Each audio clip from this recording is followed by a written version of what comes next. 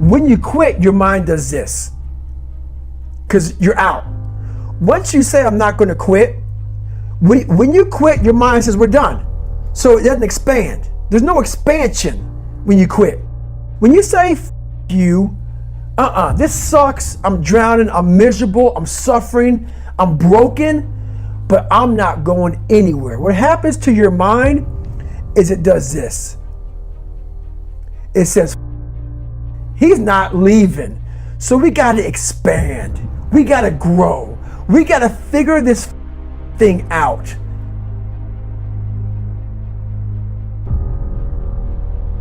I needed to be ready. I needed to be the things I always talk about. I needed to be stronger and faster and smarter and better. That was a thought that used to drive me and kind of haunt me and make me get up early and work hard to push myself. I've been getting on that squat rack and grinding it out for 25 years. And I'm not bored with it yet. It might seem like that's an unwinnable battle, but really to me, it's not about winning. It's the battle itself. It's the struggle. It's the daily test. That's what life's about. Not just physically, but mentally. Getting that rock to the top of the mountain, that's not what my goal is. My goal actually is pushing the rock. Because pushing the rock, that pushes me. That makes me tougher. That makes me harder, mentally and physically. It gives me much more than I give it. I want to struggle. I want to grind and claw and scratch, and I want to dig in and I want to push. And I don't want it to end. If I ever got the rock to the top of the mountain and it stayed there, I'd push it back down myself. I don't want to rest, and I don't want to coast. And I don't want to reach a point in my life where I say, that's it. I've done enough. I'm not going to give anymore. I'm not going to push anymore. No.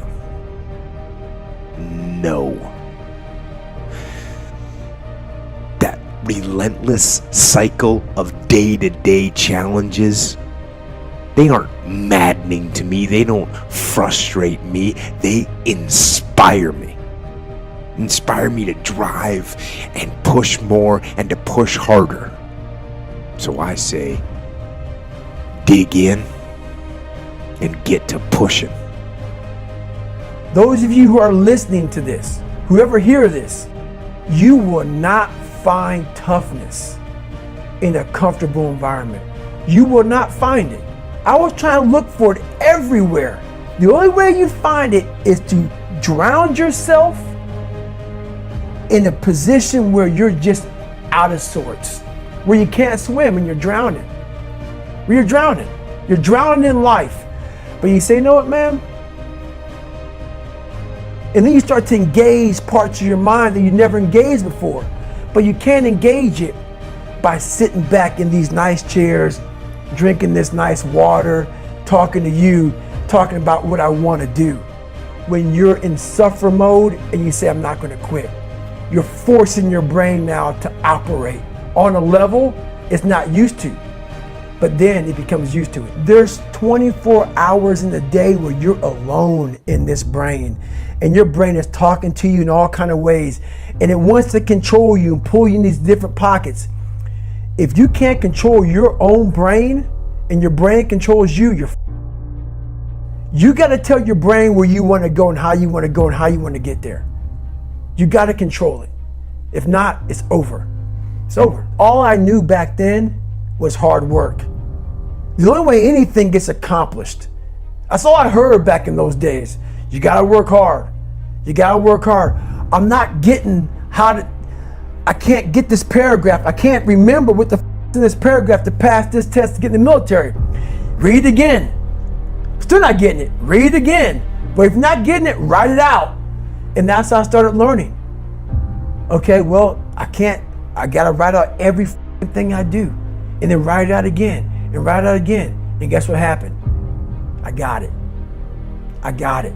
I can't swim. I'm negative buoyant. Go back again. I can't swim. Go back again. Go back again. Go back again. I got it.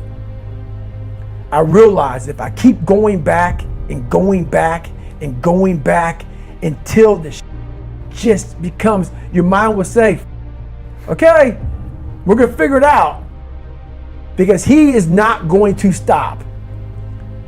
It's not like I'm going to try one more time. No, it's just like alarm clock goes off, boop, we're going back.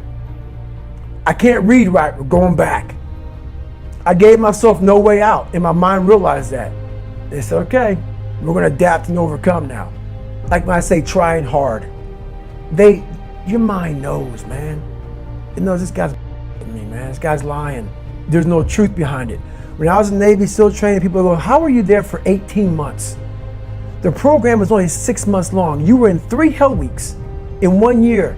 No one's ever done that. How did you do that? I told myself after the first time, I knew it was gonna be a long journey there. My body was breaking down. It was just how it was going on. I said, you know what? This is my new norm. So my mind said, it's like going to work. Like you go to work, you put your suit and tie on. I go into suffering every day.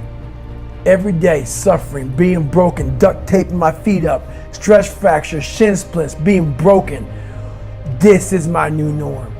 And your mind says, if we're not broken, this ain't normal. We gotta be broken. So then your mind starts to get tougher and tougher. My mind knew this is how we operate. We're in Navy SEAL training. This is what we are. I became hell. And that became my new norm. I gave myself no way out. I became the boss, the owner, the CEO of Navy SEAL training. That was my mindset. And that's how you get through things. You immerse yourself wherever it is, and you become that. You become that and give yourself no way out. I can tell you what path I'm on and what path I strive to stay on. And that is the war path. That's the path I'm on. The war path. A path of war. Because to me, war path means moving toward a battle, a fight towards war. And that is what I am doing, and that's what I've always been doing. Whether it was the actual war against our nation's enemies or the war against my own weaknesses, that is what I am doing. Preparing and sharpening my sword and honing my skills and maintaining the unmitigated daily discipline in all things. And the war path is just that. It's a path. It's a route. It leads somewhere. I am waiting, and I am ready. The war path is a war against weakness, and so it leads to strength. So you know what you have to do? You have to be a man, and you have to do your job now, and this is what matters now. I think that telling yourself and recognizing to yourself, why are you trying to do this thing? Because you're trying to do something because it does matter, right? It has to matter in some way. These little things, these little stupid, meaningless tasks in life, they actually do matter. So you know what you do? You line them up and you freaking crush them. That's what you do. That's what you do. You line up these stupid, meaningless things and you crush them, and you use them as an exercise in discipline. They become an exercise in discipline. Oh, this thing doesn't matter. Guess what? I'm going to crush it now. Bring it to me. When you say, oh, you know what? I'm not going to finish this book right now. You say, but I don't want to do it right now. I can push it off a little bit. You accept that. You accept that answer. You accept that answer. I'm not a guy that says, I'm going to do this or I'm going to do that. I just do it. I just go and do whatever that thing is.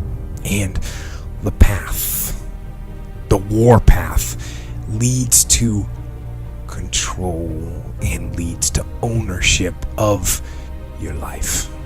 And that, to me, is the war path. The path of fire and adversity. The path of blood and of sweat and of suffering. The war path is the preeminent path of discipline, which is why it leads to freedom. And beyond that, in the end, the war path, it leads to peace.